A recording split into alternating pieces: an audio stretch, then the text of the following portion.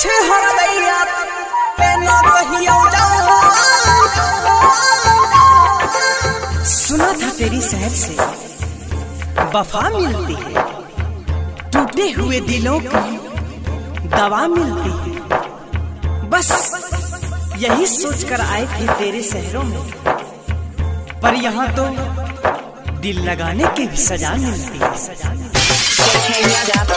बेवफा छे हरदैया तोरा के ना कहियो जा। तू हरदैया छिप के ना कहियो जा, के इंसाफ करतौ तोहर भगवान। तू हरदैया छिप के ना कहियो जा, के इंसाफ करतौ तोहर भगवान। प्यार के हमर बेचिए दलही, बैठ बदल के जिए दलही, बोल बोल के हम कहीं कम। बेवफा छे हरदैया तोरा के ना कहियो जा, के इंसाफ करतौ तोहर भगवान। तू हरदैया